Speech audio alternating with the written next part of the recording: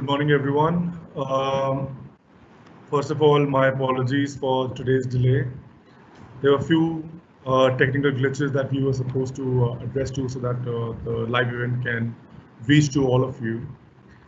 So those things have been addressed, and now we'll be going ahead with the session. I welcome you all to today's session, wherein today's webinar is on law on sentencing by Mr. H.S. Bhangu.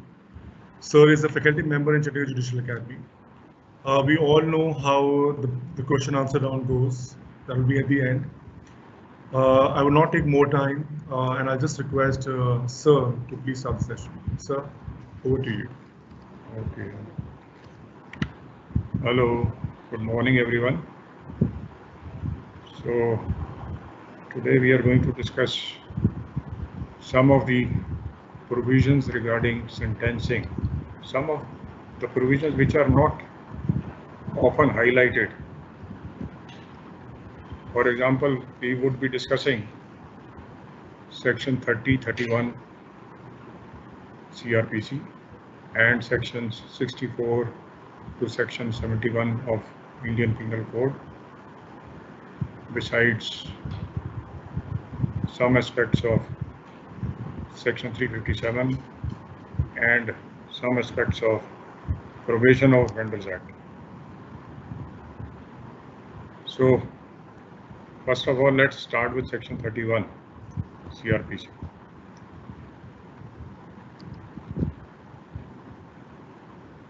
You must all be aware of the contents of section 31. It speaks of trials where multiple charges there are multiple charges and the accused is convicted for them for multiple. Say there are 3 charges and the accused has been convicted for those 3 charges. Then how do we sentence him? What are the various forms of sentences and what are the limitations of those sentences? Section 31 speaks of some of these provisions. We can understand this by following an example. Supposing that it's a trial where charges under section 326 and 392 were framed and the accused has been convicted for these 2 offences. As per section 31, the convict can be punished with the maximum sentence for each of these offences. Section 326 carries a sentence up to life imprisonment. 392 carries a sentence up to 10 years unless it's a highway robbery. So the court can pass a sentence of life imprisonment for 326 and up to 10 years for offence under section 392. But this is subject. There are 2 exceptions to this. It depends upon the competency of the court, firstly, and secondly, it is also subject to section 71 IPC. So firstly, what is the limitation of competency? We all know that section 29 CRPC provides that a magistrate can pass a maximum sentence of 3 years besides fine or rupees 10,000. So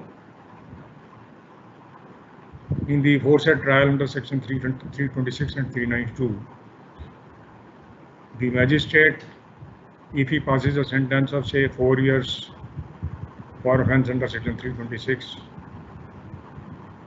that would be wrong, because his powers of passing a sentence extend only up to 3 years. Now this power under section 29 is for one offence, for a single offence. So if he passes a sentence of say 3 years for offence under section 326 IPC, and similarly he passes a sentence of 3 years for the offence under section 392 IPC in the forceps trial, then it would be perfectly fine. There is nothing wrong with that, because the magistrate has the competency to pass a sentence of 3 years for a single offence. So he has not exceeded that power. Now the question arises that if it is a consecutive sentence, that means one term of imprisonment is followed by the second term of imprisonment. So in that eventuality, if it is a consecutive sentence, then the convict will have to remain in prison for 6 years, 3 years for 326 and 3 years for 392. In total, he would be imprisoned for 6 years. So is that allowed by the law? Does section 29 permit that? Absolutely. There is no bar, because section 29, as I already submitted, section 29 provides sentence for a single offence. Section 31, this tells us that in such eventualities, when there are 2 or more charges, then what happens if a consecutive sentence is passed?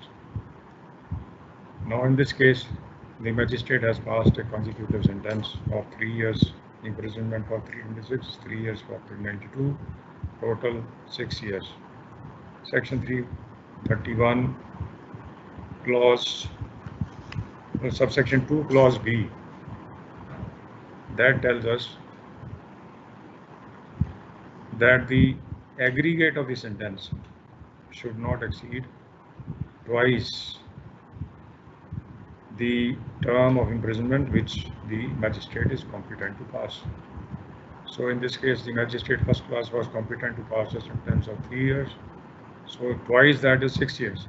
So a magistrate in aggregate, if it's a consecutive sentence, there are 2 charges or there are 3 charges or there are 4 charges, the total of the punishments, the aggregate of the imprisonments should not exceed 6 years. So in this case, when he has passed a sentence of 3 years for 326 and 3 years for 392, it's fine. It doesn't contravene section 29 and it is in consonance with section 31 clause, subsection 2 clause B also. So that would be okay.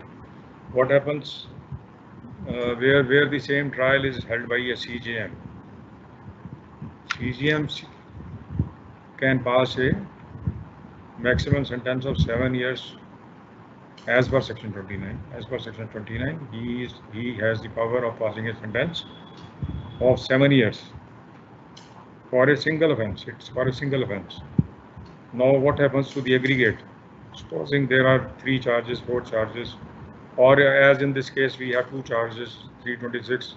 So for 326 he passes a sentence of 7 years, and for 392 also he passes a sentence of 7 years. So it's okay as per section 29. And what about section 31? It's perfectly okay as per section 31 also, because he has not exceeded twice his powers of 7 years. 7 plus 7 comes to 14. Okay, so the total can go up to 14. Then we have a clause A also, 31 subsection 2 clause A, which further provides that in no case the total aggregate of all the sentences should not exceed 14 years. So he has not exceeded that also. So it is in consonance with clause A also and in consonance with clause B also of this section 31. So it's okay, it's perfectly fine. Supposing we have a case under some special act where the CJM could pass a sentence of 8 years for a single offence, and there are 2 charges, and he passes a sentence of 8 years in one and 8 years in the second one. So in total, so So he has not exceeded that power of 8 years. That is there. But what about the aggregate? Now the aggregate is 16. 8 plus 8 is 16.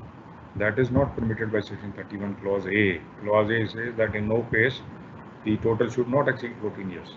So he has exceeded that limit of 14 years, and so the sentence would not be correct for that reason. So what about the powers of the judges in the Court of Sessions? The Sessions Judge and additional session judges, as per section 28, they can pass any sentence. Any sentence which is authorized by law, any sentence which is authorized by law, but only exception is a murder trial, where if a death sentence is passed, then it is subject to the confirmation by the Honorable High Court. Otherwise, they can pass any sentence which is authorized by law. So in this, the aforesaid case of 326 and 392, if an additional session judge, he passes a sentence of life imprisonment in 326, or let's say if he passes a sentence of 10 years in 326 and a sentence of 10 years in 392, so that he's authorized to pass such an order as per section 28 CRPC. But what about section 31? Here the aggregate, if the sentences are to run consecutively, then the aggregate would be 20 years. Is that permitted by the law? The answer is yes, it is permitted by law. Clause B, rather subsection 2, does not apply to the court subsection. This has been held by a constitution bench of the Supreme Court in the case of Muthu Ramalingam versus State. So Muthu Ramalingam versus State explains all these aspects of concurrent and consecutive sentences, and it also has laid down, clarified, because there was a lot of confusion regarding this, that whether additional session judge, can he exceed that limit of 14 years? That has been clarified in this judgment, and now there is no bar as far as this clause is concerned, and so this sentence would be perfectly fine, where sentence of 10 years has been given in 326, 10 year in 392. It's okay. It can be any case. It may be 307, 302, any case. So maximum sentence. So because the courts of session, they are supposed to pass life imprisonment sentences also. That is why it was held that this clause, this subsection 30, subsection 2 of section 30 does not apply to the court of session. Okay, let's go on to another aspect of section 31.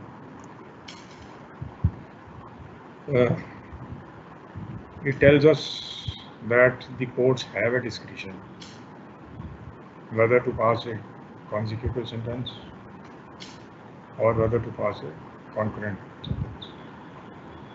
It also tells us what is a consecutive sentence. It says that if there are multiple charges and the convict has been sentenced in all of them with imprisonment, then imprisonment for one offense will run first.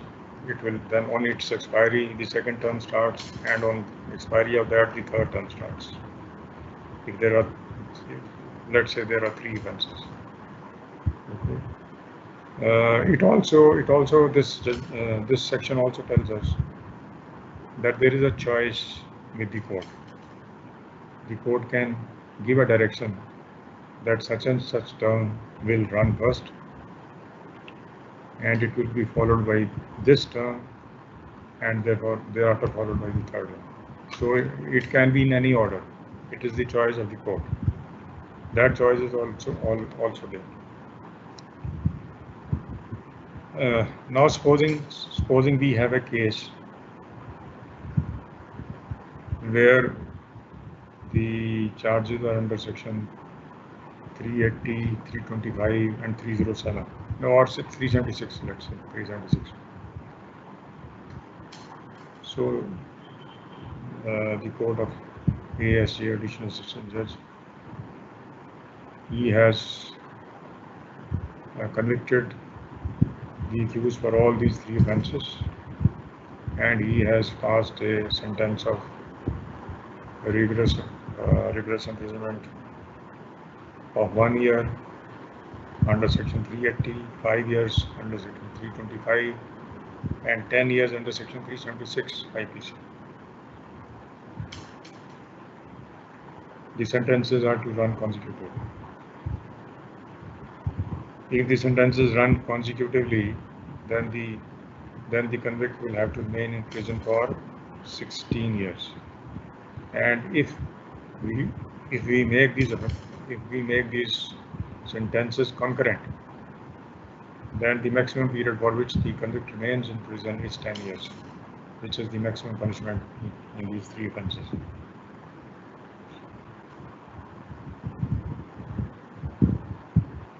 So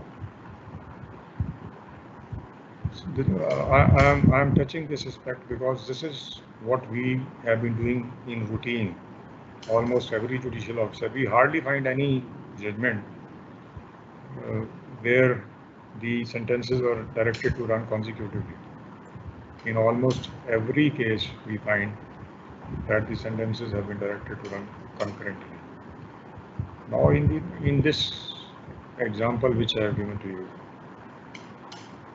supposing we make it concurrent, then the convict is out after 10 years of imprisonment.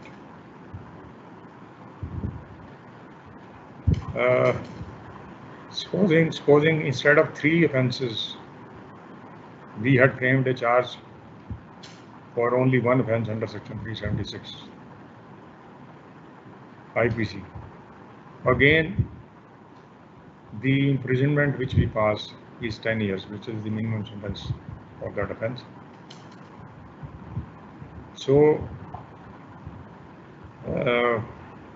what we are doing actually by making it concurrent, when we tried 3 offences and made them concurrent, the convict had to undergo a sentence of 10 years, although he had committed 3 offences. Now, if he has committed only 1 offence, then again he is undergoing a sentence of 10 years. So what we are doing is that we are not giving him any punishment for 2 offences. That is for offence under section 380 and 325. We are giving him punishment only for 1 offence under section 376. This is not what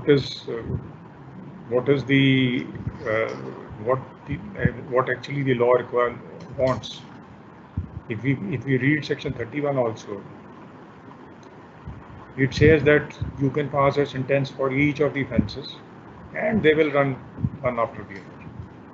They will run one after the other unless you pass a specific order that they will run concurrently.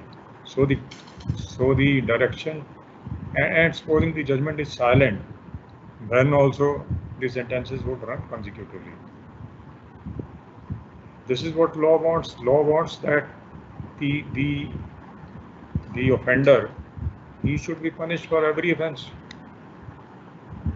If he has committed theft, he should be punished for that. If he has caused grievous injury, he should be punished for that also. And besides that, if he has committed offence of rape, then he should be punished for that also. But by making it concurrent, we only punish him for rape. We do not punish him for the other 2 offences of theft and of causing grievous injuries. So normally, the contrary should be the routine. Instead of making all the sentences which we pass as concurrent, we should be passing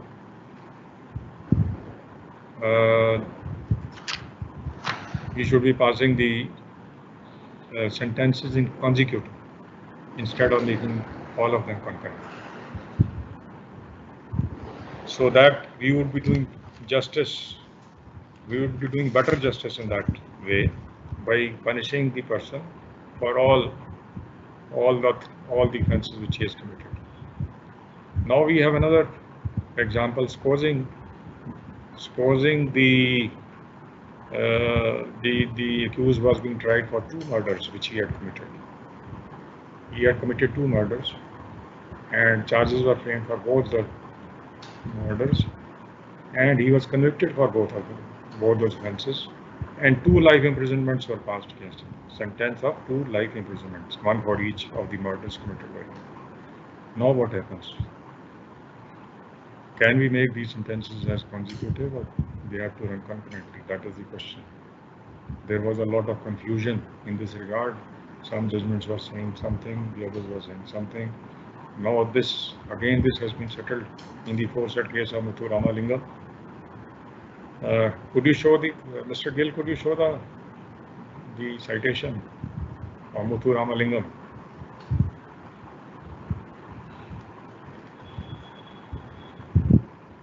So I just want to show that. Just want to check with you if you can see my screen, and then I will share it with everyone. Okay, it's not. Can you see my screen? Yes, but it's not there. So you can't see it? No, I can't see. I can't see that. It's just okay. Let me. Yes, now I can see it. Yes. Just wait a minute, sir. What I'll do is I will do something else. Now I can see it. Okay. So I'm sure, sir. Just a minute. Now, so just please confirm if you can see now. Yes, I can see it. Okay, sir. Now everyone else can also see. I'll just confirm. Yes, everyone else can also see.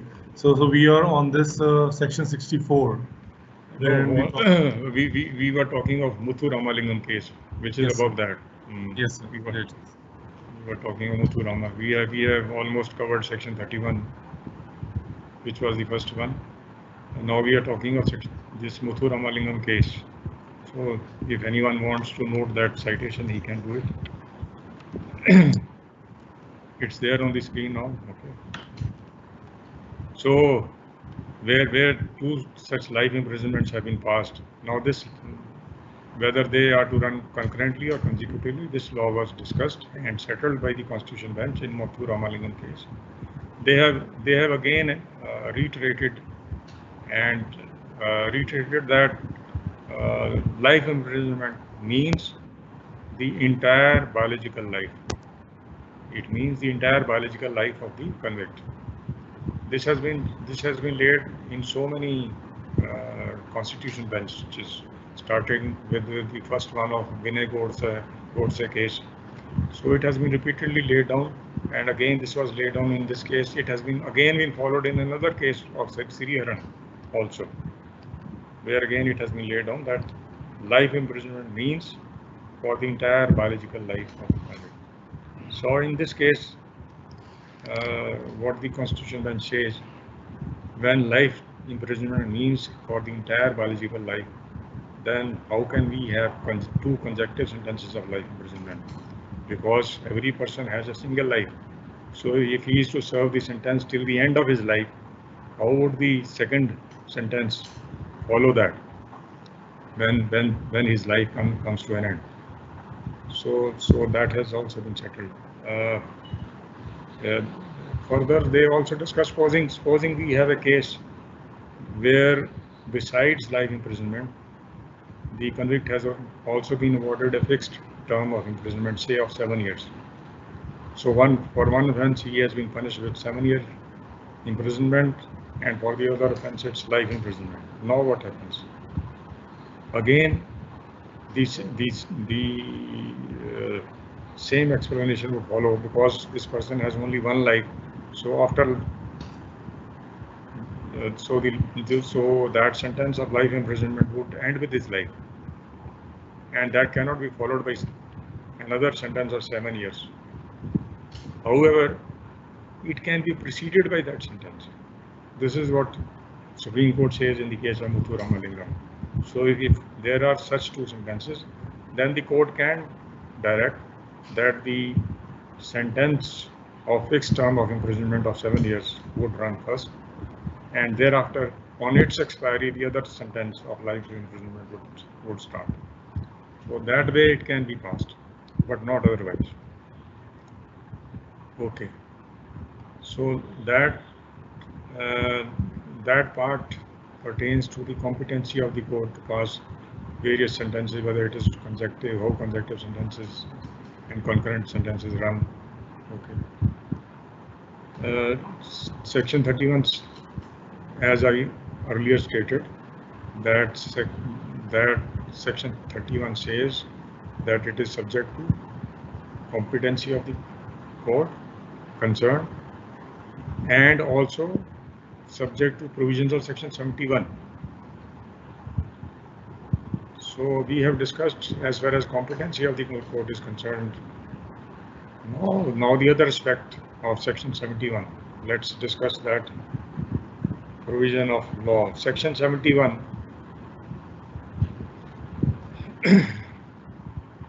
would we have some? Yes, here we have section 71. It has 4 parts. The first part speaks of it would be better if I explain it with an example. Supposing a person gives 5 blows with a lathi to Mr. A. Now he has committed the injuries are simple. So he has committed 5 offences under section 323 IPC, because each blow is an offence by itself. But this part of section 71 says that offender, in such cases, offender shall not be punished with the punishment of more than one of such his offences. Where anything which is an offence is made up of parts, any of which parts is itself an offence.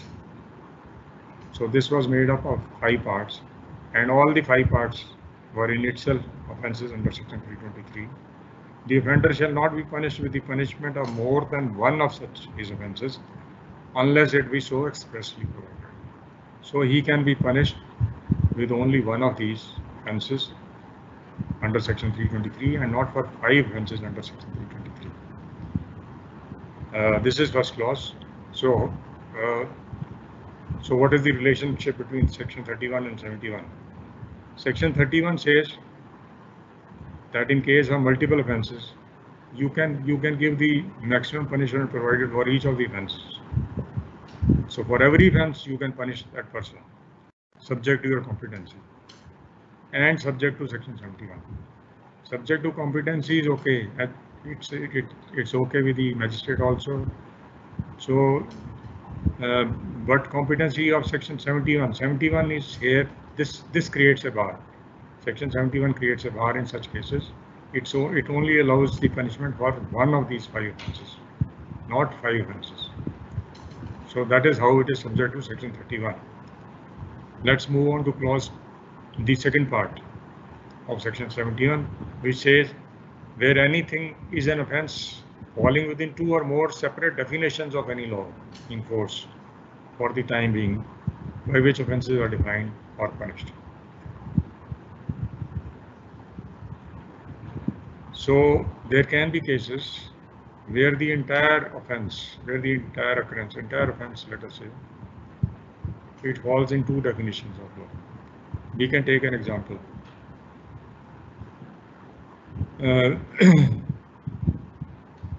Let's say an unwed mother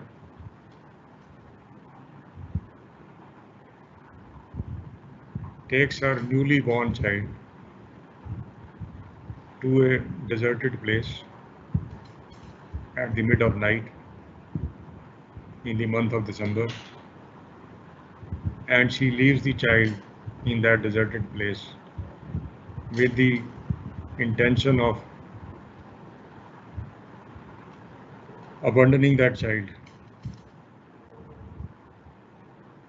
The lady, the mother, she also has the knowledge that considering all these circumstances, the freezing temperatures and the deserted place, the child is likely to die. So here, the entire occurrences, the mother has gone and left her child at one place. By doing so, she has committed two offences. She has abandoned the child and thereby committed offence under section 317. And because the child has died, so she has also committed culpable homicide, not mandated murder, 304 IPC. So this entire occurrence falls into definitions of law. So the law says that in such cases, the court can try, the court may, the word used is may try the convict for both the offences. We have section 220 in CRPC, which also discusses this proposition. It says that the charges can be framed for both these offences, and the person can be tried for both these offences, and he can be convicted for both the offences. But this is subject to a cap, which is contained in the fourth part of this section 71, which says the offender shall not be punished with a more severe punishment than the court which tries him could award for any one of such offences. So this section has put a cap because in fact it is to be treated as one offence. The lady, she has gone, taken her child, left it at a deserted place. Now all the circumstances of the case, the entire facts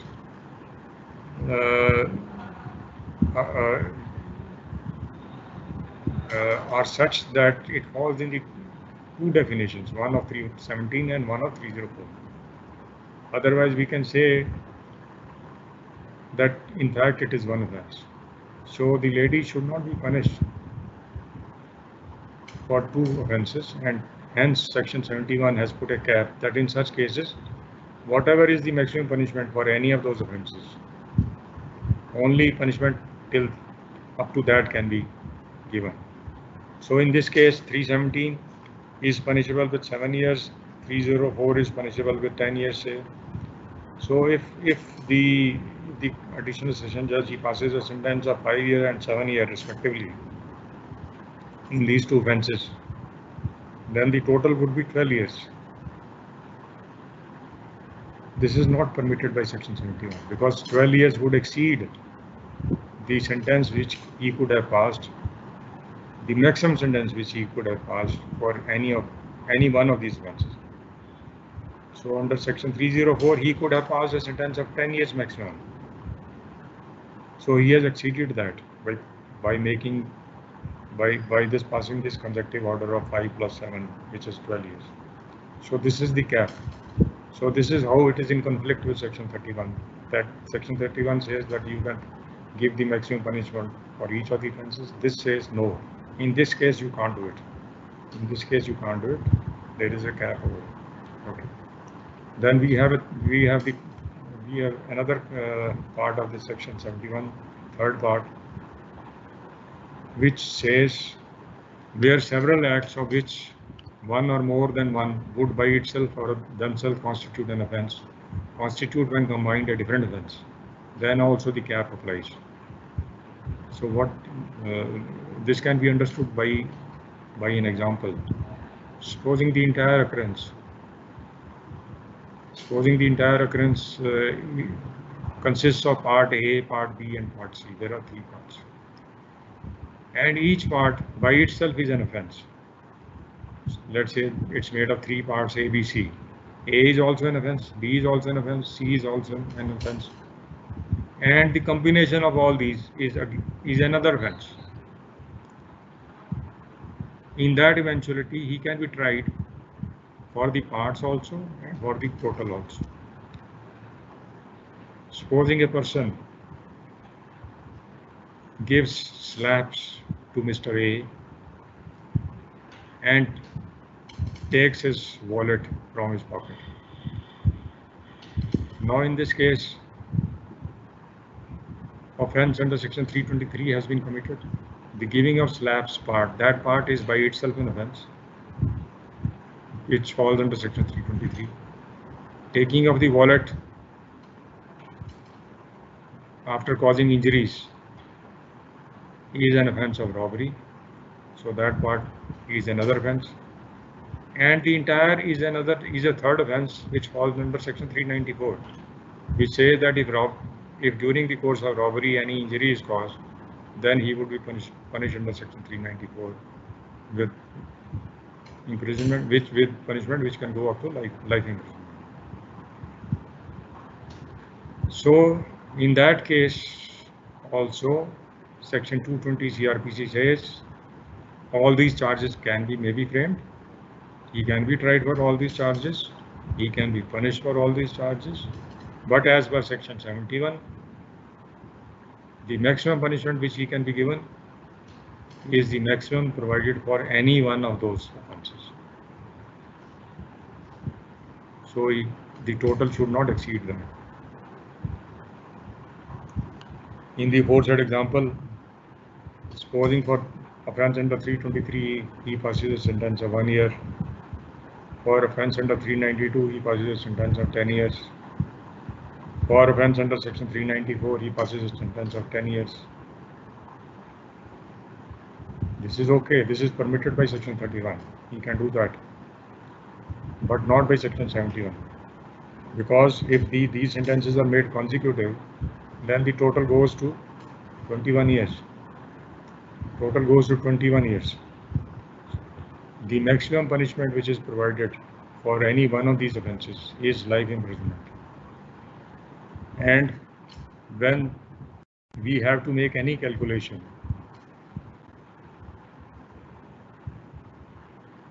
now I'm talking of section 57 IPC. Section 57 IPC says that for purposes of calculation, the life imprisonment would be deemed as 20 years. So here when we are making a calculation, we deem that the life imprisonment is 20 years, and that 20 years has been exceeded because now the sentence is of 21 years. So there can be many such examples. So this has to be kept in mind where we have such an offence which is covered by any of these three clauses, clause 1, clause 2, clause 3, then there is a limitation on there is a cap on the punishment which can be given to the concerned person. So that covers section 31 CRPC. Let's move on to section 30 CRPC and section 64. Could we have, Mr. Gill, could we have section 64 onwards, section 64 IPC onwards?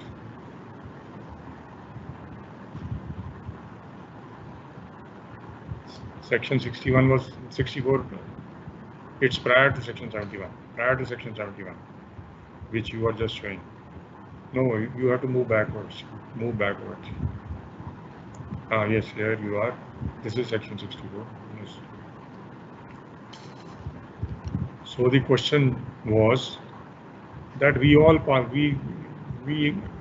pass an order of imprisonment in default of payment of rent. That is an order which is done in routine. I have been doing that throughout my career, but I never cared to look into the law which governs that provision. Luckily now I know which provisions of law govern that, so I would like to discuss those provisions with you. So the imprisonment in default of fine, it's not provided in the substantive offences. Say you are convicting a person for 302, that only tells you the punishment which is to be given to him. It can be death punishment, death sentence, or life imprisonment, but it doesn't speak of imprisonment in default of fine which can be imposed. The relevant sections are section 64 to section 69 of Indian Penal Code. These are the provisions which deal with the said imprisonment in default of fine. Section 64 to Section 67. Section 64 to Section 67 of IPC. So what is Section 64? IPC? Section 64 is a general provision which says that whenever a court, the word court is used in all these sections, so it applies to every court. It may be the court of magistrate, it may be the court of sessions. It applies to all. So this is a general provision which says that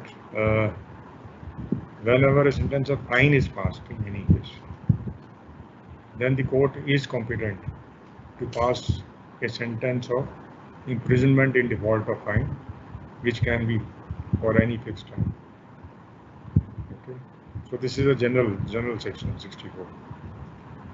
So is there any limit fixed by the law? Any limit up to which this imprisonment can be passed?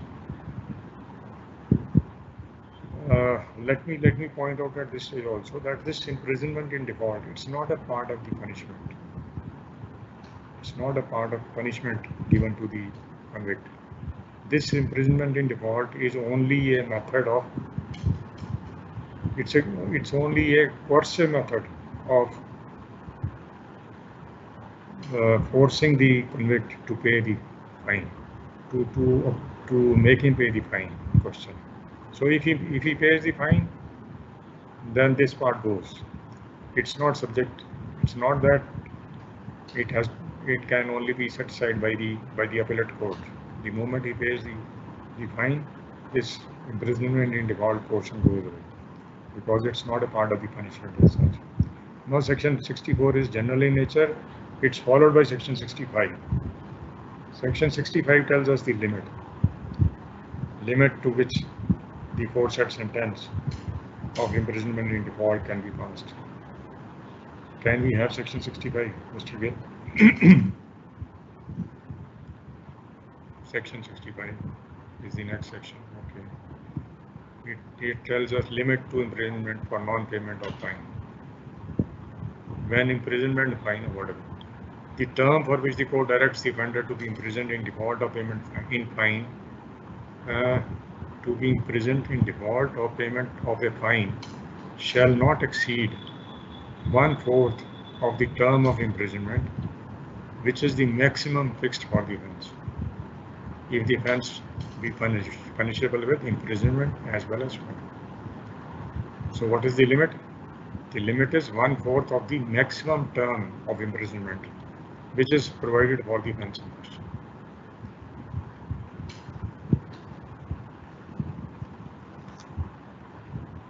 Supposing the offence was punishable with imprisonment of 8 years, the maximum term which was provided for an offence is 8 years. So what is the sentence of imprisonment in default of fine which can be passed? It is 1/4 of 8 years, that is 2 years. So that imprisonment can be up to 2 years. This is the limit fixed by Section 65. This applies to cases. Last line of this section tells us that this applies to cases which are punishable with imprisonment as well as fine. There is another category of cases which are punishable with fine only. The only punishment provided is fine. So if fine is imposed in such cases which are punishable with fine only, then Section 65 is not applicable. Then it would be Section 67 which would apply. Section 67. Kindly show Section 67. Let's see Section 67. Mr. Gill, can we see Section 67, please? All right. So that is Section 67. This Section 67 tells us that in such cases which are punishable with fine only, then the imprisonment in default, firstly, it cannot be rigorous. It can only be simple imprisonment. And then it gives a scale as per which the amount of imprisonment has to be awarded. It says that up to 50 years, it can be up to 2 months. Up to 100 years, it can be up to 4 months. Above rupees 100, it can go up to 6 months. So in cases where the offences are punishable with fine only, and fine has been imposed which is not paid, the convict can be forced, can be, in such cases, the maximum imprisonment in default which can be passed against him is 6 months for non-payment of fine. So this section 67 governs cases of fine only. Section 66, the previous section, it tells us about the description of the imprisonment, whether it will be RI or SI. As we have already discussed that under section 67, it will be simple imprisonment only. They are offences punishable with fine only. For other offences, section 66 tells us that it can be RI or SI depending upon the offence in question. If the offence in question, substantive offence, it is punishable with RI, as in the case of, say, section 392. It is punishable with rigorous imprisonment only. So the imprisonment in default will also be RI. If the main offence is punishable with simple imprisonment only, then the imprisonment in default will also be SI. If there is an option, as in 498 CRPC, you have an option, it can be RI or SI, then that option goes with imprisonment in default option. So then the court has the option whether it can make it RI or SI. The option is there. So it goes with the main offence, RI or SI. Okay. So these are the 4 sections with which of IPC which deal with this imprisonment in default of payment of fine. Then we have another section 30. Only one offence of CRPC, only one section of CRPC governing this provision, that is section 30 CRPC.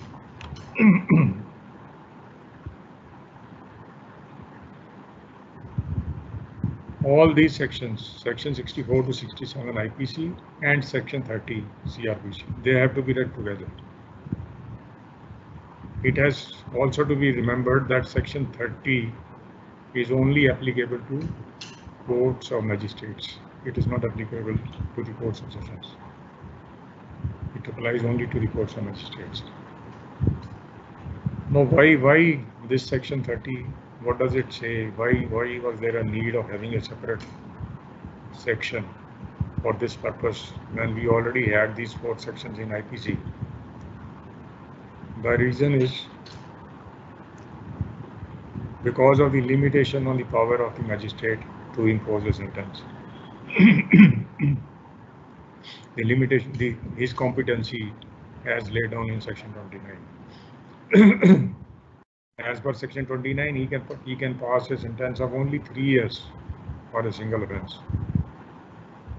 So supposing it's a case under section 326 IPC, the magistrate can pass only a sentence of 3 years, maximum sentence which he can pass. But section 64 says that imprisonment in default, which the order of the sentence of imprisonment in default can go up to 1/4 of the maximum punishment provided, maximum imprisonment term of imprisonment. So under section 326, the maximum punishment is life imprisonment. Life imprisonment is taken as 20 years for purposes of calculation under section 57. So in case of offences under section 326, 1/4 of 20 years would be 5 years. So section 64 says that when you are convicting a person under section 326, the imprisonment in default which you can impose can go up to 5 years. But on the other hand, the magistrate as per section 29 for the main offence can pass a sentence of only 3 years. But for imprisonment in default, the sentence can go up to 5 years. So this was an anomaly, and section 30 has tried to rectify this anomaly. So it has laid down in clause B of subsection 1 that the magistrate cannot pass a sentence exceeding 1/4 of the sentence of imprisonment which he is otherwise competent to pass. So his competency of passing a sentence of imprisonment goes up to 3 years only. So for imprisonment in default also, he cannot exceed 1/4 of 3 years, that is 9 months. So this is what clause B of section 30 says. It says that magistrate, where he is convicting an accused for an offence and where he has passed an order of imprisonment, then the imprisonment in default cannot exceed 1/4 of his competency, cannot exceed 9 months. That is what section 30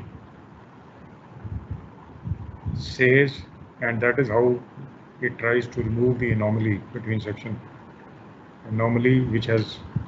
which would otherwise occur because of section 29 and section 64, which say different things. 64 says you can go up to 5 years. Section 29 says you can't cross 3 years. So that anomaly has been removed by this provision. But we have to take notice of another fact.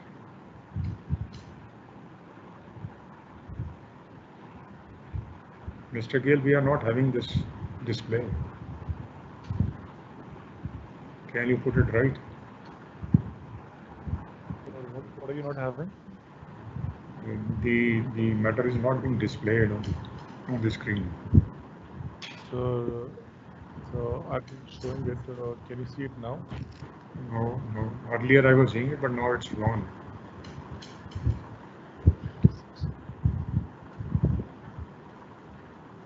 I will reshare my screen again. Okay. It's being shown in a corner now. It's coming in the corner, but on the main screen we have something else. All right, anyway, you go ahead with it. So we were talking of that we have to take notice of another fact. This clause B, it says that where sentence of imprisonment has been awarded. So it applies only in those cases where the magistrate has passed a sentence of imprisonment. And supposing he has not passed a sentence of imprisonment, then this clause would not apply. This clause B would not apply. Let us say he has passed a sentence of fine only and no imprisonment. There can be two types of cases. There are one type of cases where the punishment provided is fine only, and there is another category where we have imprisonment or fine, imprisonment and fine. So if we have an offence which is covered by the category of imprisonment or fine, and the magistrate does not pass any order of imprisonment but only passes an order of fine, so it would not be covered by this clause B, because this only talks of those cases where sentence of imprisonment has been passed by the magistrate. So it would not cover those cases. So we have to go into this aspect also. Now, if the magistrate is dealing with a case where the punishment prescribed is only fine, and so he passes a sentence of say fine or fees 5,000. Now, this case, for this case, section 30 would not be required, and section 67 suffices, because section 67 deals with all cases where fine is the only punishment prescribed, and it has given a scale that if the fine is up to 50 rupees, then the imprisonment in default will go up to 2 months. If it is up to 100 rupees, it will go up to 4 months. If the fine is above rupees 100, then it will go up to 6 months. So that would perfectly cover all the situations. And so even if the magistrate passes such an order in any such case which is punishable with fine only, then we have to go to section 67 and not to section 30. What about the other category where the offense prescribed say punishment of imprisonment or fine, and in that case the magistrate has not passed any order of imprisonment but has only passed an order of fine. Now this case is not covered by section 67 because that applies only to cases which are punishable with fine only. This is a case which is again covered by section 64. Section 64 says that in all cases where the offense is punishable with imprisonment as well as fine, so where both these punishments are prescribed, maybe the word and is there or maybe word or is there, that is a different matter, but both these punishments are there, then section 64 applies. So in that case, in such a situation where the magistrate was dealing with any such offense, for example, let's say it's a case under section 335 IPC. 335 IPC. Here the punishment prescribed is imprisonment for 4 years or fine. So the magistrate does not pass any sentence of imprisonment, he only passes a sentence of fine. Now section 30B clause B doesn't cover this, but we have to go back to section 64, which says that in such cases 1/4 of the maximum punishment prescribed. So 1/4 of 4 years would be 1 year. So in that case, the imprisonment in default would go up to 1 year for such an offense. But these cases are very few where we have this option of imprisonment. We have this option that the magistrate may not impose a sentence of imprisonment and may impose only a fine. The offences are very few, and those which are triable by the magistrate. So 335 is one of those, and there are a few others also. In that case, we have to go back to section 64 and not to section 30.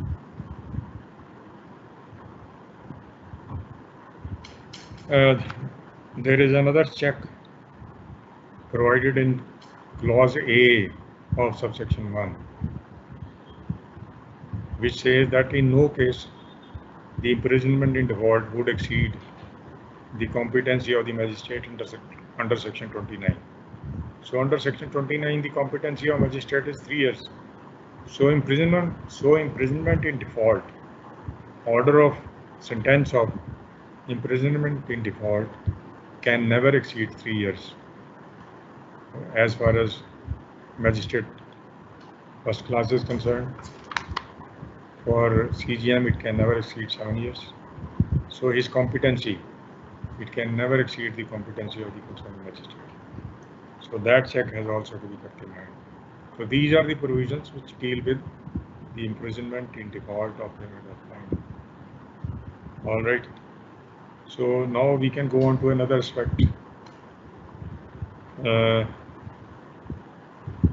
Recently we have become quite active in grant of compensation to the victims. this provision of section 357 was always there, but unfortunately we remained oblivious of this provision for a very long time. As far back as 1988, the Supreme Court, in one of the cases, Hari Kishan. Can we have that case, please? 357, Hari Kishan.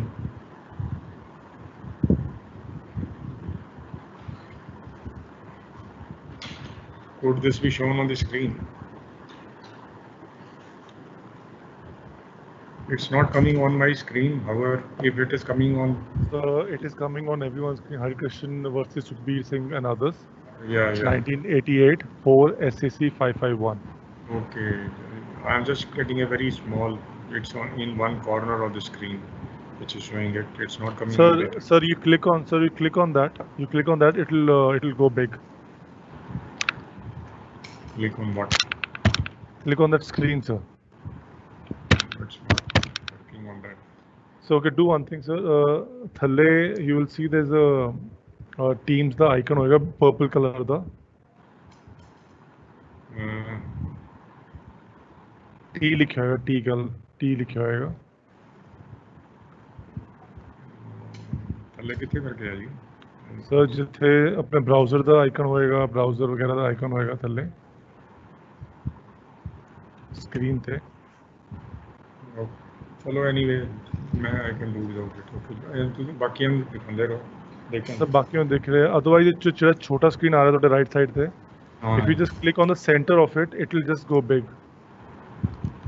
मेरे ਕੋਲ ਤੁਹਾਡਾ laptop और ਇਹਦੇ laptop 'ਚ ਫਰਕ ਹੈ ਨਾ. ਇਹਦਾ ਸੈਂਸਿਟਿਵ ਨਹੀਂ ਹੈ. doesn't work on that. मैं अमन ਨੂੰ ਕਹਿ ਦਿੰਦਾ ਸਰ, ਤੁਸੀਂ ਕੰਟੀਨਿਊ ਕਰੋ ਆਪਣਾ. मैं अमन ਨੂੰ ਕਹਿ ਦਿੰਦਾ.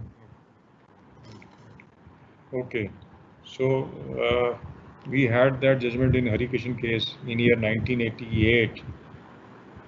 That is 32 years back. 32 years have already passed, and we are just beginning to start with this process of awarding compensation. Now we hear that mostly the courts are passing some order or the other as far as compensation to the victims is concerned. So this was the basic judgment, I would say, the first judgment which had explained the law regarding this. It had told us that the award has to be reasonable if there are more than two accused. Each of them can be made to pay equally, or depending upon the act of the accused, different amounts can also be imposed on them. They can be given a reasonable time. Installments can also be there. So all those factors were discussed in this judgment, and an appeal was made by the Supreme Court to all the courts that they should resort to this.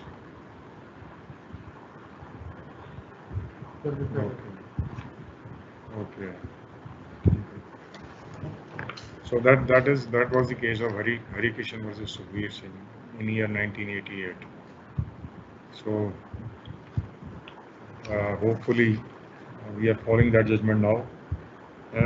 Now in the last decade we have some important judgments which I would like to refer to as far as this award of compensation is concerned. One of the first ones was Ankush Shivaji Gaikwad. This was passed in year 2013. Can we have that judgment, please? Next judgment. Ankush Shivaji Gaikwad. Yes. So it is on this.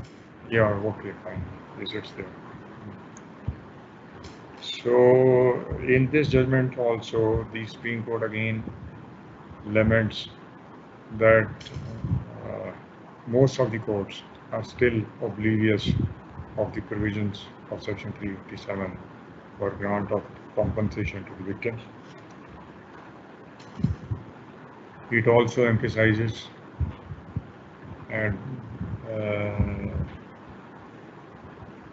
that in every case you must pass an order, whether you grant compensation or you do not grant compensation. That is a different matter. That is your discretion. You may not, but you have to apply your mind. You have to apply your mind, and you have to record reasons. You have to record it on the file that why you are granting it or why you are not granting it. So that was laid down in Ankush case. It also tells us about the stage when we go into these matters. It says that the right stage would be after conviction, before sentence is passed. So after conviction, we are supposed to hold a summary inquiry to look into the capacity of the accused, etc., to pay, and thereafter we pass the sentence, order on sentence, and whatever order we want to pass on the question of compensation to the victim. So that is the stage which was explained by the Supreme Court in case of Ankush Shivaji. Thereafter, it was followed by another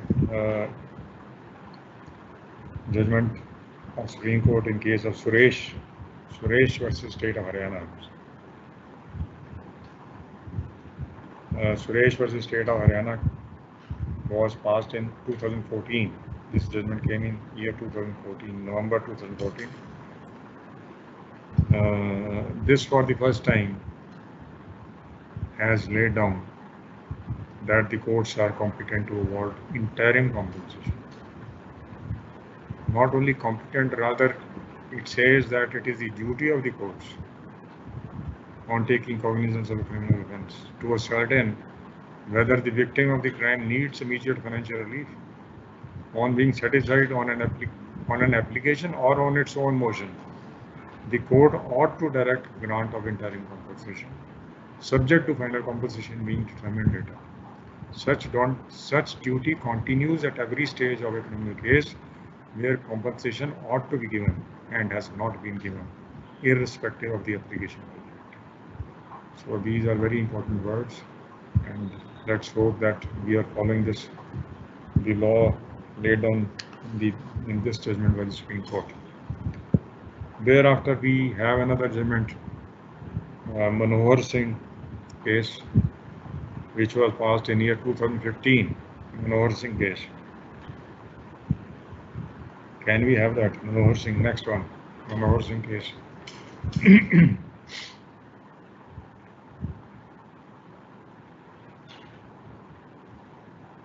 Okay, Manohar Singh versus State of Rajasthan.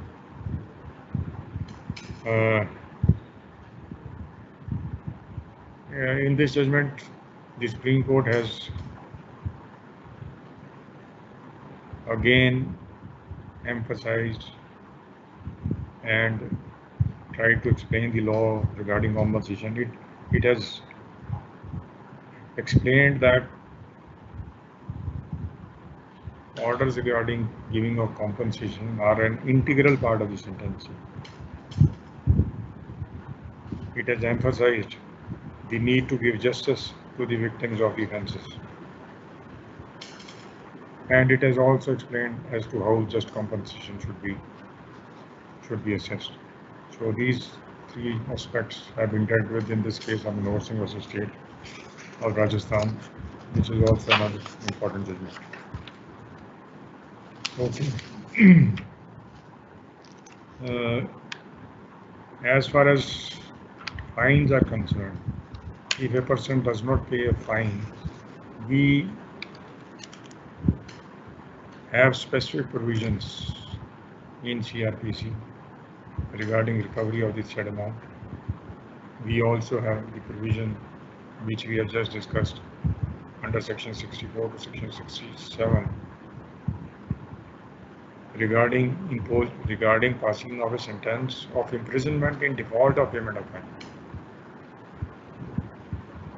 So the question is, and this question has been repeatedly asked in so many cases, can the courts pass an sentence of imprisonment in default of payment of compensation? They can pass an order of imprisonment in default as far as fines are concerned, because section 64 to 67 deal with that situation. But what about compensation cases? Where compensation is not, if we want to ensure that the amount of compensation is paid, so we have a coercive measure for a fine. Do we have any such coercive measure for payment of compensation also? This question has been answered by the Supreme Court. Rather, it had already been answered in the case of Hari Singh. There also the Supreme Court had said that yes, you can pass an order of imprisonment in default for non-payment of compensation. Imprisonment in default of payment of compensation. This has been followed by some other cases. I think we have them here. The Sugandhi case of. Do we have that? Sugandhi versus Sugandhi Suresh case and K. Awas case. The next cases, please. Next on this. Yes. Here we have section. We have section 431 also. We can see. Kindly show section 431 also.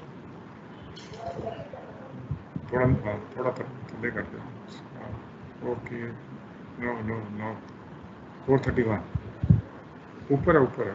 उल्टा आ गया. पीछे रह गया. पीछे रह गया. Should I go down? Yes, और पीछे जाओ. हाँ जी, और पीछे जाओ.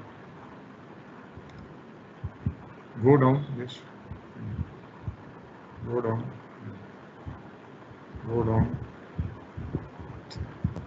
Where we had 357. Go down. और जाओ.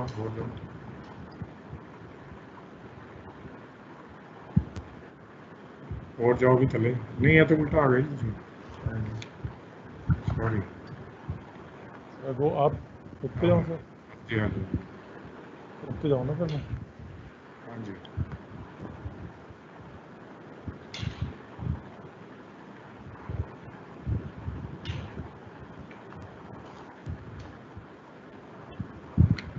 Section number. Go to section 357.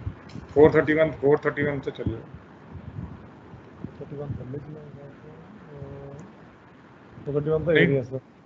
आया 431 आ गया ना. 431. Yes. Sugandhi Suresh है वाला versus Jagdishan है. Then we have a case K. Abbas versus Sabu Joseph.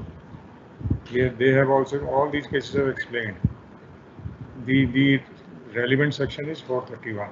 What is this section 431? It says any money other than a fine payable by virtue of any order made under this code, and the method of recovery of which is not otherwise expressly provided, shall be recoverable as if it were a fine. So any order other than fine or payment of any amount of money, if there is no other mode, then it is to be recovered as fine. So compensation orders, they are to be recovered as fine as per this section 431.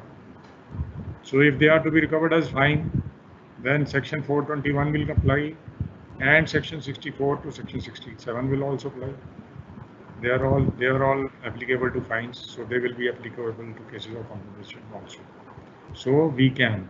So this has been laid down now that imprisonment in default of payment of compensation can also be passed as per provisions of section 431, read with section 64 to 67. So that can be done.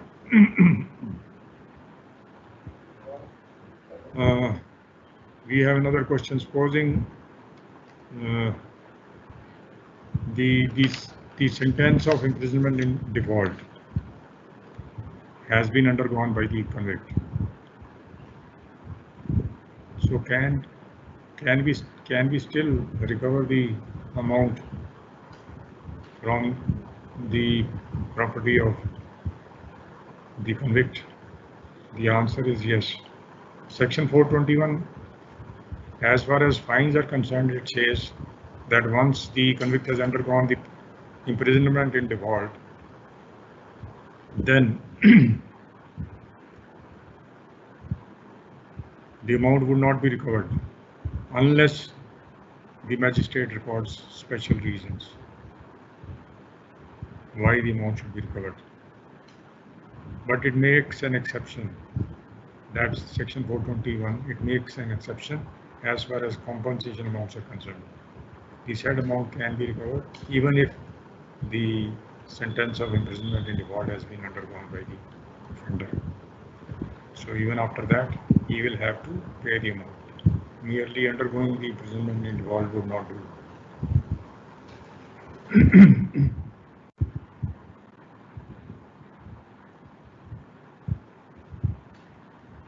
Another problem which crops up is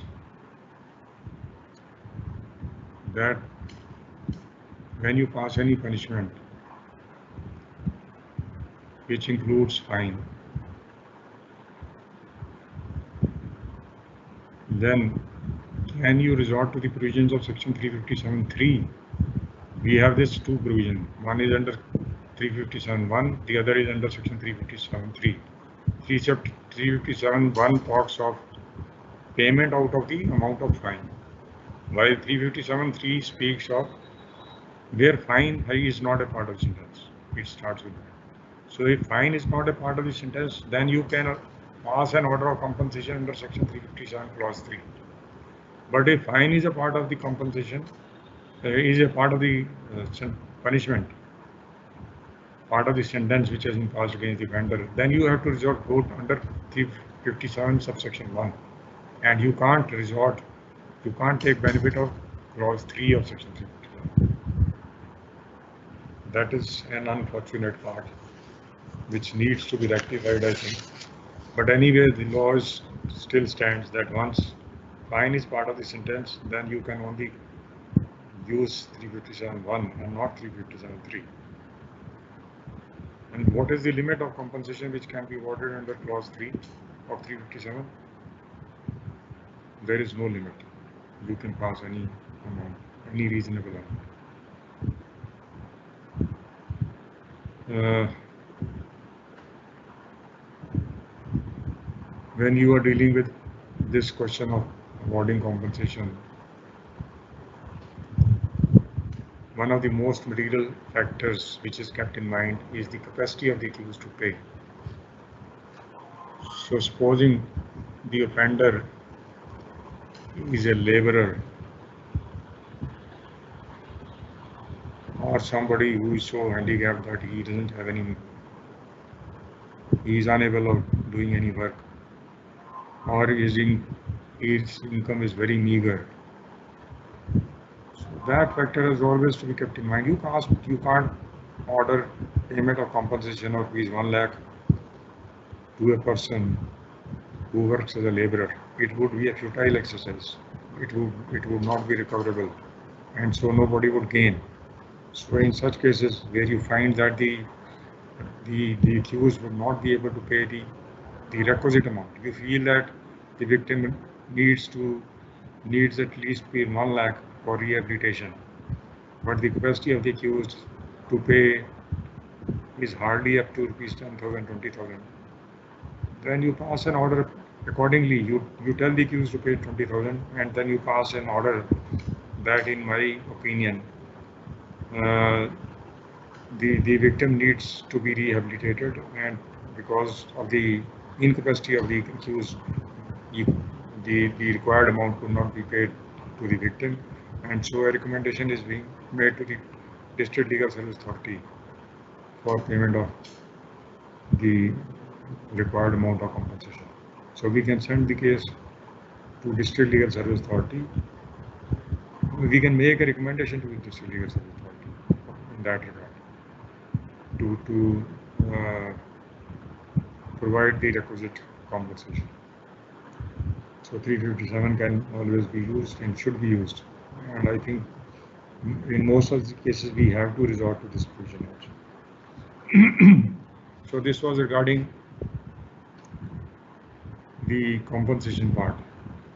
Now let us touch another part, another important part of sentencing, which is probation. So let's go on to the Probation Offenders Act. First of all,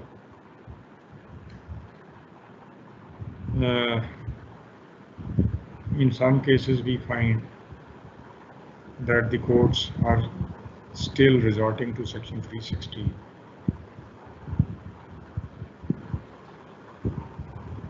Probation of Offenders Act has already come into force in Punjab and Haryana. So once it has come into force, then Section 19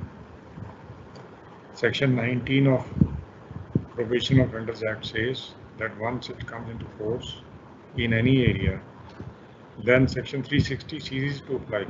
Section 360 would cease to apply. So in all those areas where probation of offenders has come into force, we are not supposed to apply Section 360. We have a direct judgment of the Supreme Court also. Can we go ahead, please, Mr. Gill? Can we move ahead?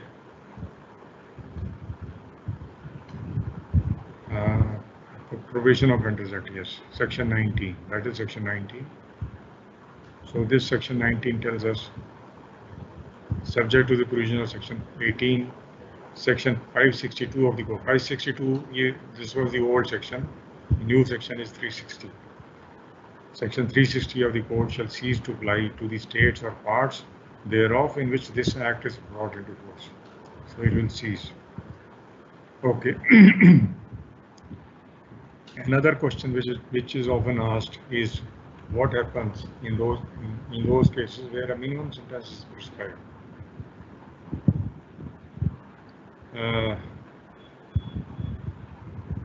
This question was settled as far back as 1972 in the case of Ishwar Das versus State of Punjab.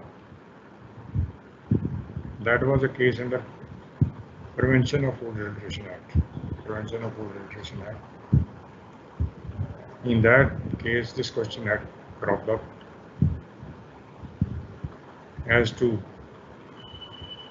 what happens in the offences which prescribe a minimum sentence.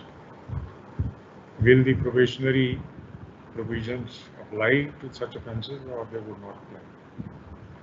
So that question was answered by the Supreme Court,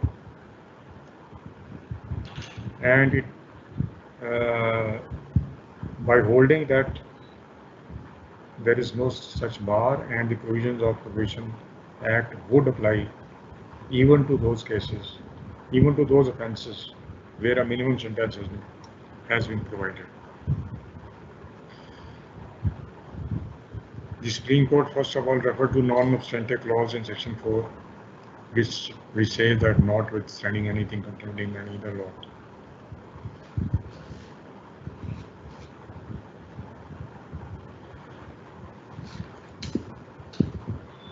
So, Section 4, because of that non-obstante clause, Section 4 would have an overriding effect and shall prevail, first of all. That was the first argument put forward by the Supreme Court. That was the first material used by the Supreme Court in answering this question. Secondly, they refer to Section 18 of the Probation of Offenders Act. Section 18 says that it will not apply to Section 5(2) of Prevention of Corruption Act, PC Act. It would not apply to Section 5(2). Section 5(2) was the earlier section, now it is 13(2). So as per that Section 18 of PO Act, it doesn't apply to Section 13(2) of the PC Act. Section 13(2) contains a minimum sentence of 6 months. So the question is that there was various other legislations at that time which had a similar provision of minimum sentence, but the legislature chose only one of them, which is PC Act, and it did not choose the other options. So naturally that would mean that it only wanted that this limitation should only apply in the case of PC Act, merely because an offence is punishable with minimum sentence does not lead to the inference or to the conclusion that PO Act, the Provision of Offenders Act, would not apply. And if we say that Provision of Offenders Act, in fact, is supposed to apply to every case where a minimum sentence has been prescribed, you can't go below that minimum sentence, then what was the necessity if in fact the act was applicable to every offence having a minimum sentence?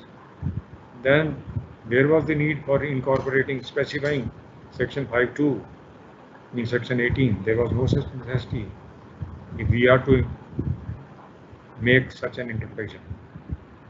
So, keeping in view all these facts, the court said that the legislature never intended that the provisions of Provision of Offenders Act should apply to all offences where a minimum sentence is prescribed. Had that been their intention, they could have certainly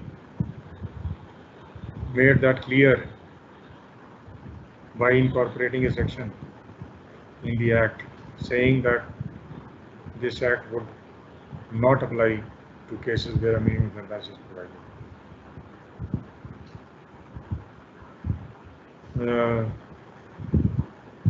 The bench in the case of Ishar Das also referred to an earlier judgment of Supreme Court, 4 judges bench case, Ramji Misra versus State of Bihar,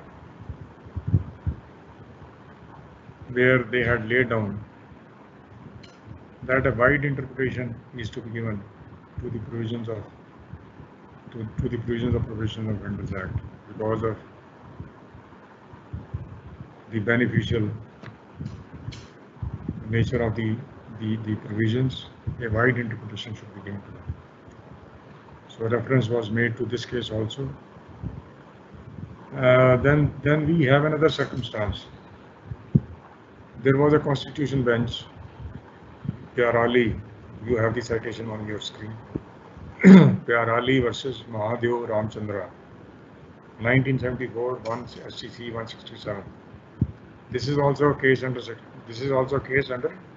pure Prevention of Food Adulteration Act. This was again a case under Prevention of Food Adulteration Act, where question had cropped up whether the convict should be released on probation or not. The Constitution bench referred to the case of Ishar Das and followed the same by stating that the applicability of Provision of Offenders Act to offences under Prevention of Food Adulteration Act has already been settled by the Supreme Court in Ishar Das case. So thereby the Constitution bench even approved of the said law as explained in the case of Ishar Das. Then we also have a full bench of our Honorable High Court, Joginder Singh versus State of Punjab, 1980 Criminal Law Journal, page 1218. This was a case under Punjab Excise Act. The question which was framed by the full bench was whether prescription of a minimum sentence of imprisonment in section 61, 1C of Punjab Excise Act 1914 would operate as an absolute bar, absolute bar against the application of section 360 CRPC or section 4 and 6 of the PO Act. So that was the question framed, and it was answered in favor, and this full bench followed the Supreme Court judgment of Ishar Das case, and they reiterated the said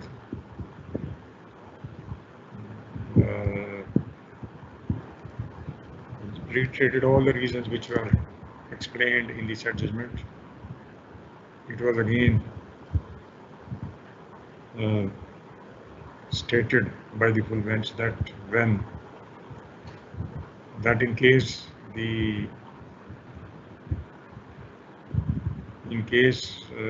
the PO Act, Probation of Offenders Act, was not to apply to all the offences having minimum sentence, then where was the necessity of specifying only one section in section 5(2) of PC Act in section 18? They also noted another feature. They said that in year 1976, the legislature added section 20AA, whereby the provisions of probationary provisions were barred from applicability to PFA Act. So till 1976, legislature also admits that there was no such bar to the applicability of PO Act to Excise Act, to Prevention of Food Adulteration Act. So till 1976, the law which was being followed by all the courts was the same. So in 1976, ultimately, they made this section that PO Act would not apply. This also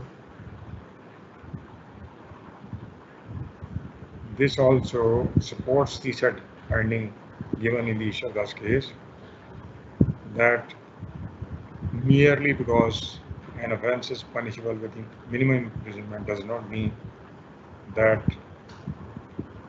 the applicability of probationary provisions is barred. So probation can be granted even in a case where a minimum punishment is prescribed.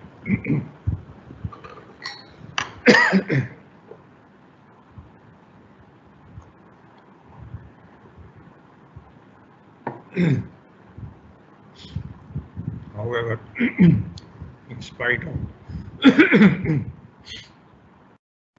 of all the aforesaid law laid down in various judgments of the Supreme Court and the full bench of our High Court, now we have a judgment of the Supreme Court in 2017, Muhammad Hashim versus State of Uttar Pradesh.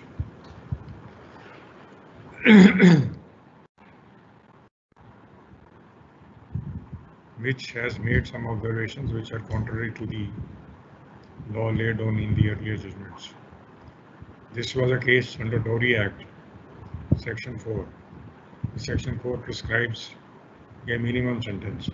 So the question arose whether probation can be granted or not.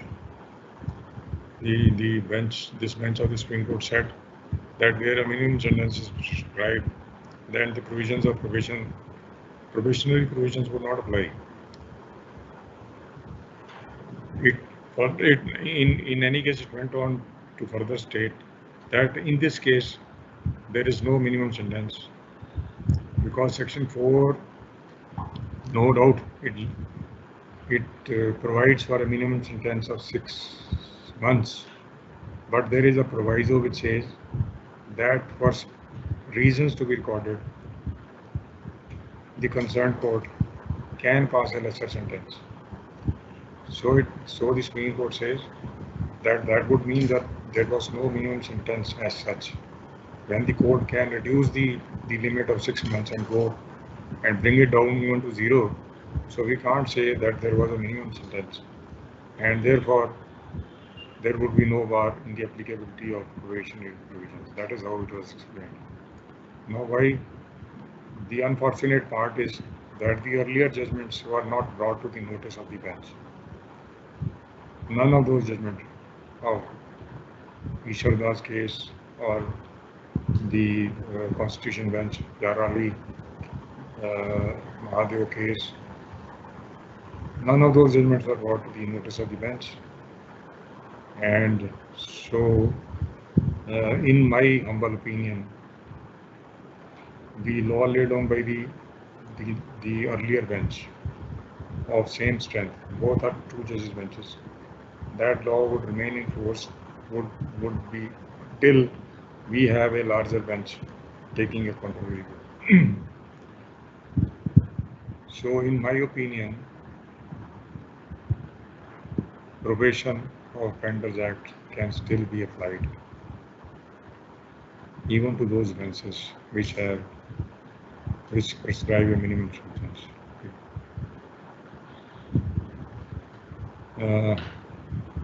All right, moving on next. Merely because Probation of Offenders Act is applicable doesn't mean that you have to release a person on probation. In most of these cases discussed above, the probation was declined.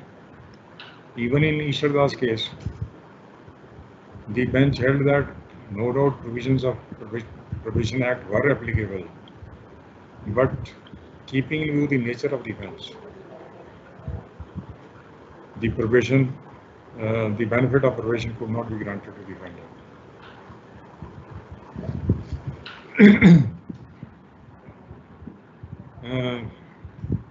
We had that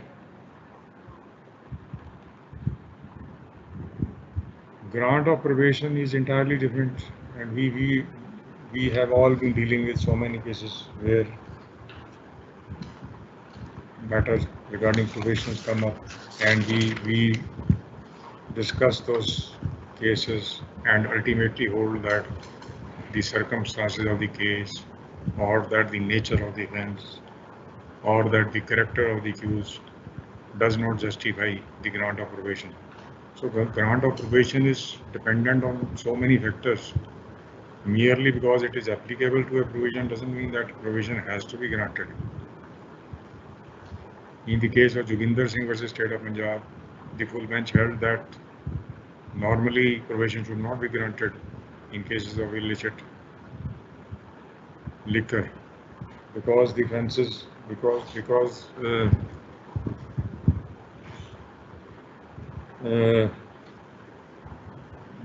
process of preparing illicit liquor is so unhygienic and so hazardous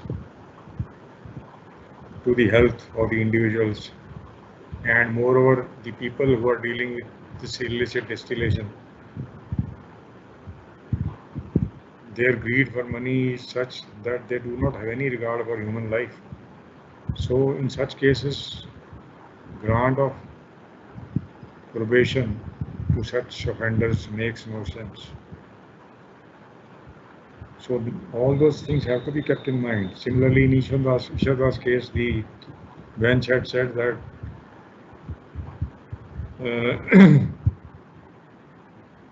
adulteration of food is a menace to public health, and it is an antisocial evil. And so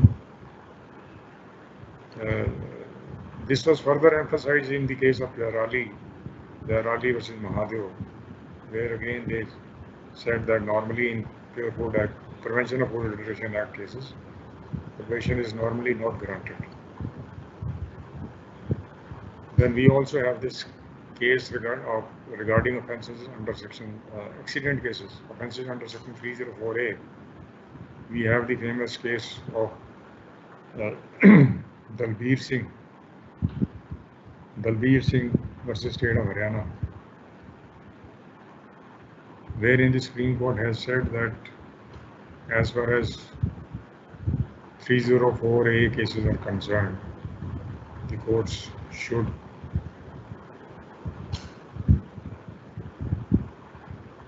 not extend the benefit of probation to the offenders.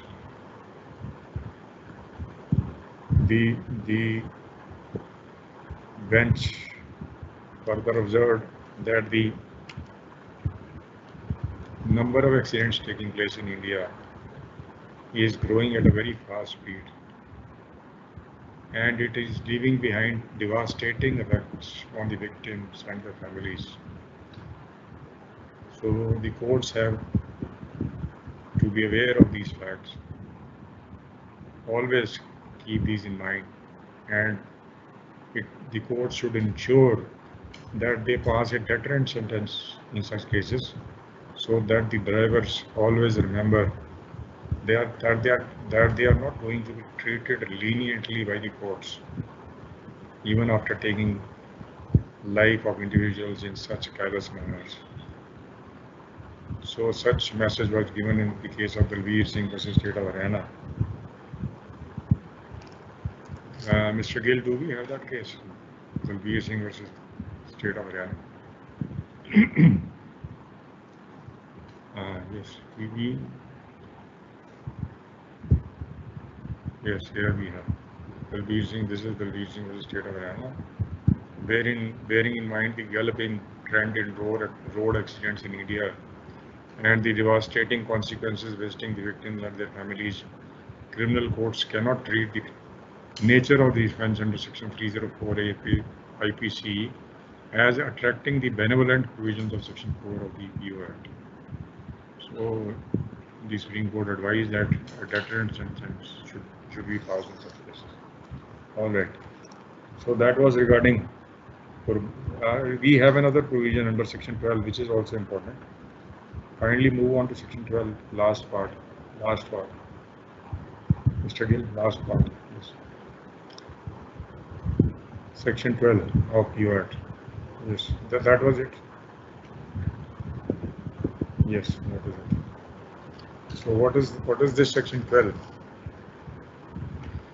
It says that once a person has been released on probation under Section 3 or Section 4, once a person has been dealt with under provisions of Section 3 or Section 4, shall not suffer disqualification, if any, attaching to a conviction of an offence under such law.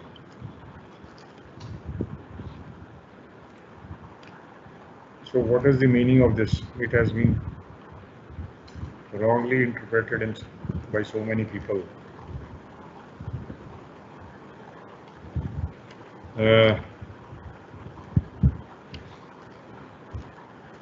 It says that once a probation is granted to a person, he will not suffer any disqualification attached to the conviction. Supposing there is a law that if a person has been convicted for an offence under section, let's say under 408 IPC, then he cannot apply for a job in the government office. So that is a disqualification which is attached to the conviction. So once he is convicted, automatically that provision comes into operation that he cannot apply for a job in the government office. So this Section 12 applies to such situations where a qualification is attached to the conviction. But as explained in this case of Union of India versus Bakshiram, in this case, the accused was a constable with Central Reserve Police. He had entered the house of some constable where the wife of constable was present, and they misbehaved with that lady. So this accused offender was tried for offence under Section 10 of Central Reserve Police Act, and he was convicted. He went in appeal to the Session Court, and the Session Court upheld the conviction but released him on probation. Thereafter, he filed a writ in the High Court, trying to take benefit of Section 12, saying that as he has been dealt with under Section 4 of the Provision of the Offenders Act, so he cannot be made to suffer any disqualification attached to the conviction. The Supreme Court explained that this is not a disqualification attached to the conviction. This person, this constable, the department had started disciplinary proceedings against him, and they terminated his services. So what the department has done, on the basis of misconduct of this accused, which has led to the offence or led to the conviction, the departmental proceedings were held against him for the misconduct of this official, and for that his services were terminated. It is not some disqualification which is attached to the conviction that once he is convicted, automatically his service goes. It is not such a condition. He is being tried in departmental proceedings are being held against him for misconduct, which is a separate issue. So that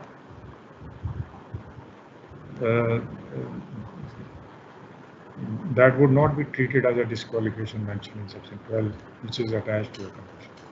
So that is how this law was in law under section 12 was explained by the Supreme Court in the said case.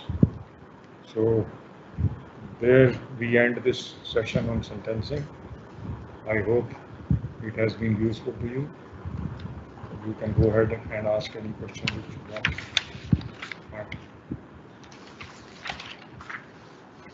Yes, Mr. Gill. So I have one question. I have a couple of questions now, which I will raise in front of you. So the first question is, if certain balance is required to strike between compensation and imprisonment, if yes, then what factors to be considered and how?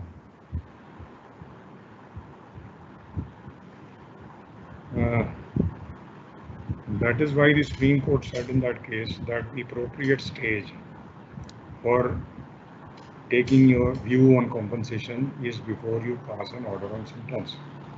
So certainly you can take that factor into consideration that you are awarding compensation. If it's a case, say it's a hard case and some reasonable compensation, the accused is willing to pay that compensation. So that factor can definitely be taken into consideration in such cases, but not in cases like rape, etc., where the Supreme Court has already explained that we are not to take such factors into consideration.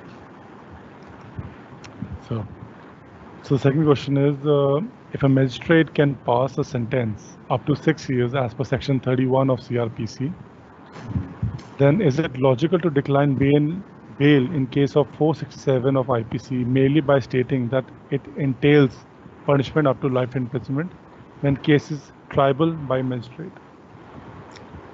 Yes, that question has cropped up repeatedly. We can say the same question was put regarding 326 IPC also. That also carries a sentence of life imprisonment, and the bail is often declined on that ground because for such, after referring to the provisions of section 437, which refers to that where a sentence is punishable with life or death, then magistrate will not grant bail. But this aspect has already been dealt by our High Court in one of the judgments. If you want that judgment, you can contact me. I will let you know. There is a judgment of our High Court which says that because the offence is triable by the magistrate, so the magistrate can grant bail in such cases also. You can. Then, of course, there are judgments of various High Courts, Kerala High Court especially, on this aspect. The Kerala High Court had also taken a view that where offence is triable by the magistrate, then definitely he can deal with the question of bail also in such cases. So you can contact me and I will give you that judgment. Okay.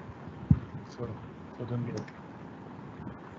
now, sir, moving to the next question, whether in terms of section 31 of CRPC, magistrate can impose a fine of 10,000 for one charge and a further fine of another 10,000 for another charge, total of 20,000. He can. Besides sentence of imprisonment, keeping in mind the fact that section 31 clearly speaks about double sentence of imprisonment and not of double fine. Yes, he can. Twice the punishment. The word used is punishment. Okay. The word used is punishment, not imprisonment. Okay. So the next one, in case of concurrent sentences, whether a magistrate can impose sentence of 3 years each for 3 different charges, that is total of 9 years, but all sentences to run concurrently. Yes, he can. He can. He is not. He is in consonance with section 29, and the because it is not a consecutive sentence, so the question of aggregate of sentences would not arise. So it's okay. He can do that. He So, can do that because the maximum punishment which the convict would undergo is just 3 years. yes, sir. He will remain in the prison for only 3 years, not for 9 years. Yes, sir. Not for 9 years. So moving to the next question, if on the same day an accused is convicted in 3 different cases, say under section 138 of NI Act, and is sentenced for imprisonment of 2 years each in every case, then first scenario is how these sentences will run, and second scenario is whether in those 3 cases magistrate can pass any direction that sentences in those 3 cases will run concurrently or consecutively. Section 31 doesn't deal with that situation. Section 31 doesn't deal with that situation. Section 427, I think. There is a provision in CRPC regarding where there are different trials. If the punishment is to be made concurrent, then we go to section 427. Let me see. I think it's 427. Yes, it's 427. So under that provision of section 427, we can pass an order of concurrent running of sentences in such 2 cases or 3 cases. It can be done. So now the question is about the fine. If an accused died, whether fine which is liable to be paid can be recovered from his property? Yes, it can be. So, sir, in case of conspiracy sentence, should be 120B RW substantive offense or substantive offense read with 120? It's 120B, both is 120B.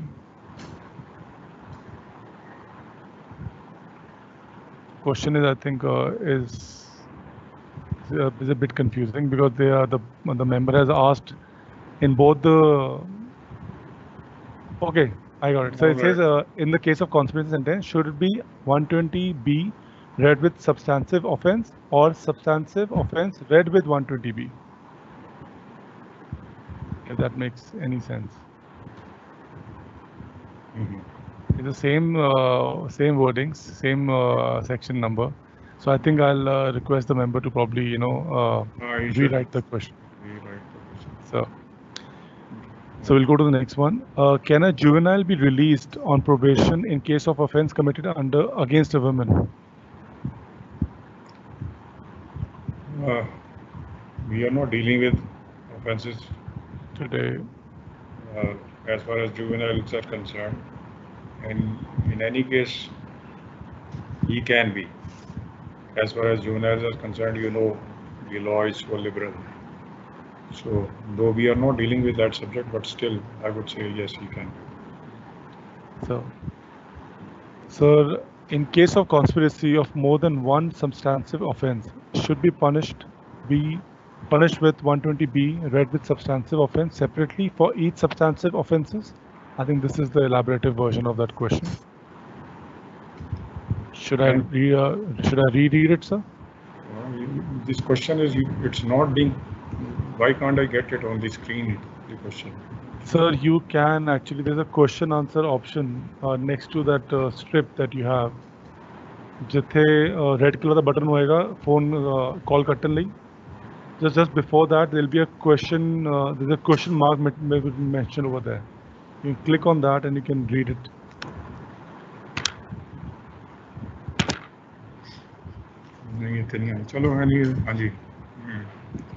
I think I'll move to the next one.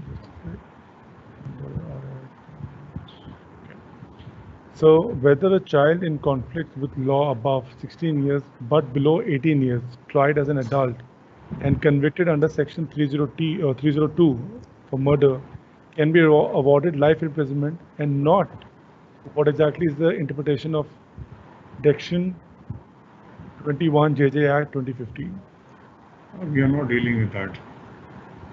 today in this So I lecture. think we'll just leave that for this session. IPC, I'll just let me read the question and then put it before you, sir. So while awarding compensation under section 357, what principles should be kept in mind to determine quantum of such compensation, whether apart from nature of injury and harm or loss of income to the victim or family size of income or property of convict, to see feasibility of such payments has to be kept in mind? Yes. We have already discussed the judgments pertaining to this question. They're just how just compensation is assessed has been elaborated, and you have rightly said that these factors are taken. The period of his remaining in hospital, the expenses incurred by him, the loss of income, all these factors are taken into consideration. They can be taken into consideration. And of course, the capacity of the accused to pay, that has also to be kept in mind. So this is a repeat question, so I think I'll just read it out, but we have already addressed this question. That is, if there are 4 separate cases and all of the 4 cases have been decided on the same day, can there be a consecutive sentence, like it can go side by normal to each rule other? Normal rule is consecutive sentence. Normal rule is consecutive sentence. They would go. There are 4 cases, then one after the other. Even in one offense, even if it's one case and there are 4 charges, they are supposed to go one after the other, unless you make a specific order that they should run concurrently. So moving to our, I think this is the last question. In case an accused is charged for offences under section 279 of IPC and 304A of IPC, then in terms of section 71 of IPC, whether accused can be sentenced for maximum punishment provided under section 304A of IPC, only that is 2 years and not more than 2 years. That is under 2 years, section 304, under 2 years under section 304A IPC and 6 months under 279 IPC. Now the question is, there are different views as far as this question is concerned. We have so many judgments of the High Courts. Some say that section 279 is part of that, so we should give only one sentence. Some others say no, it's an offense by itself, and so separate punishment should be prescribed, and with no benefit of section 71 can be taken. So there are different views. In my opinion, they are different offences and punishment can be given both the offences. Not covered by section 71. So this brings us to the end of the question answer round as well, and the end of this webinar as well. Okay, thank you. So with your permission, I would like to give a vote of thanks. Anything, sir, that you would like to say before I do that? Okay, go ahead, please. Go ahead.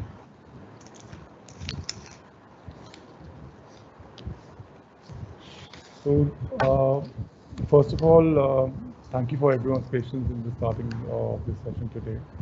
And thank you to all the members who have joined us from various district courts of PNH. Thank you, Mr. Bangu, sir, for giving us such a elaborative session. And we have a session lined up tomorrow at the same time. So we will wait for everyone to come over there, and hopefully we will be able to start the session tomorrow on time. With this being said, I, Chetan Singh Gill, on behalf of SSC Online, would like to thank everyone on behalf of Chhattisgarh Judicial Academy, on behalf of Bangu sir. I'd like to thank everyone who took out time and joined this session. This session would be available on YouTube as well, which means that all the citations that you have seen during this session will also be mentioned over there, and you can rerun this presentation, rerun this video over there. So, thank you so much. Thank you.